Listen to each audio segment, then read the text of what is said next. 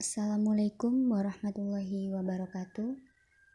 Halo, kali ini saya akan membuat video mengenai pembelajaran model syarat.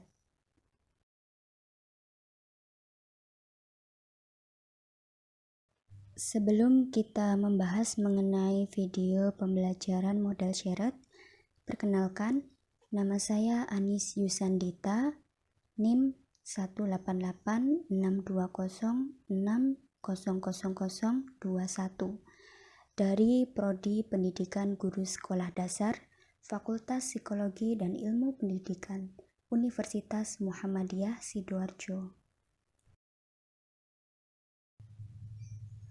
Nah, pada video kali ini saya akan membahas mengenai beberapa cakupan. Yang pertama, pengertian pembelajaran syarat. Yang kedua, karakteristik pembelajaran syarat.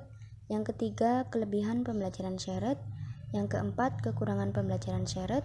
Yang kelima, langkah-langkah penyusunan pembelajaran model syarat. Dan yang keenam, penerapan pembelajaran model syarat. Oke, yang pertama kita akan membahas mengenai pengertian pembelajaran model syarat.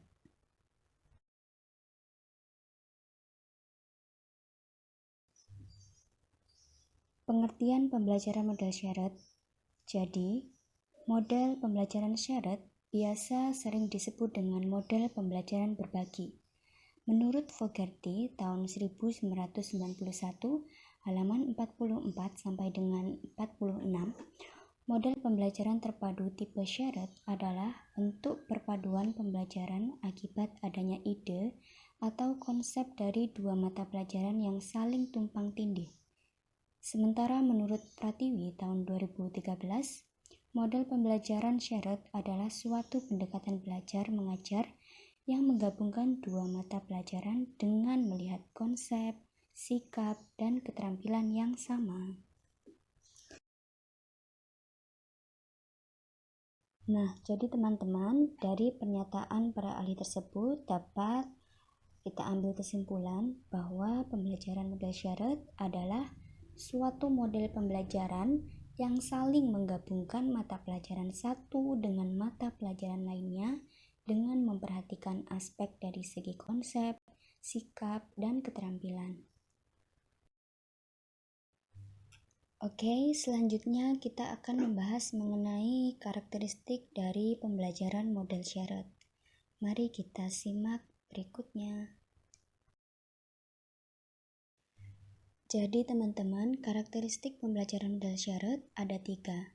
Yang pertama, memadukan dua disiplin ilmu yang memiliki konsep, sikap, dan keterampilan yang sama.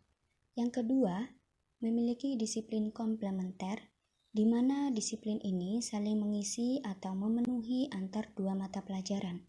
Dan yang ketiga, ditempuh berdasarkan kenyataan bahwa terdapat suatu kemampuan yang pencapaiannya harus diwujudkan melalui dua mata pelajaran. Selanjutnya yaitu kita akan mempelajari mengenai kelebihan pembelajaran model syarat.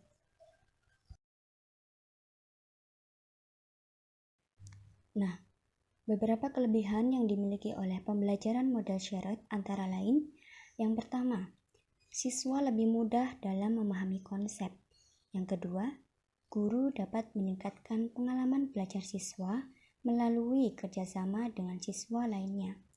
Dan yang ketiga, dapat meningkatkan aktivitas belajar siswa melalui keaktifan mendengarkan penjelasan materi oleh guru, menjawab pertanyaan guru, bertanya kepada guru, melakukan pengamatan, serta adanya kerjasama dengan kelompok dan menyelesaikan masalah.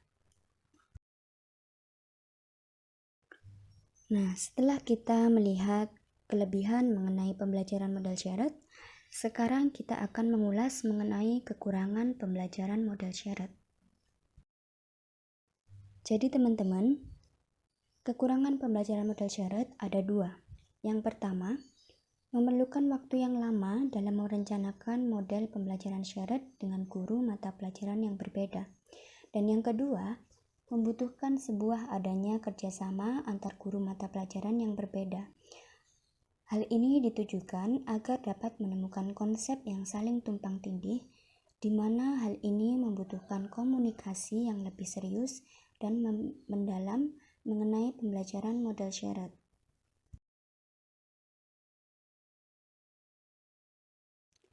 Nah, sekarang kita akan membahas mengenai langkah-langkah penyusunan pembelajaran model syarat.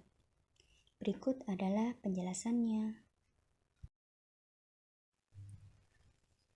Nah, jadi teman-teman, berikut ini langkah-langkah penyusunan model syarat. Yang pertama, menentukan 2 mata pelajaran terlebih dahulu, kemudian memilah konsep-konsep, keterampilan, dan sikap yang akan diajarkan kepada siswa selama 1 semester ke depan. Yang kedua, memilih beberapa konsep, keterampilan, dan sikap yang memiliki keterkaitan antar materi pelajaran tersebut dan saling tumpang tindih di dalamnya. Yang ketiga, memilih tema yang sesuai dengan keterkaitan antara 2 mata pelajaran tersebut. Dan yang keempat, memilih kegiatan pembelajaran yang mendorong siswa untuk mengkonstruksi sebuah pengalaman melalui pengamatan siswa. Oke, berikutnya kita akan membahas mengenai penerapan pembelajaran model syarat. Jadi, pada penerapan pembelajaran model syarat ini, saya mengambil tema perilaku terpuji, di mana saya akan mengambil 2 mata pelajaran, yakni antara mata pelajaran pendidikan agama Islam dengan mata pelajaran bahasa Indonesia, di mana kedua mata pelajaran ini saling berkaitan dan saling bertumpang tindih. Contohnya, pada pendidikan agama Islam, kita akan membahas mengenai berbakti kepada kedua orang tua, mematuhi perintah Allah Subhanahu wa Ta'ala, menepati janji, berbicara dengan kata-kata yang sopan, saling tolong-menolong terhadap sesama, dan lain sebagainya. Nah, hal ini juga sangat berkaitan dengan mata pelajaran bahasa Indonesia. Misalnya, dalam mata pelajaran bahasa Indonesia, kita akan membahas mengenai materi membaca teks kisah tupai dan kancil, di mana teks tersebut memberikan makna terhadap isi teks tupai dan kancil.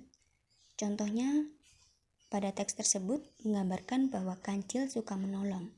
Nah, dapat dikatakan bahwa kedua mata pelajaran tersebut saling bertumpang tindih dan saling berkaitan, serta saling mengisi satu sama lain, yaitu mengisi mengenai perilaku terpuji.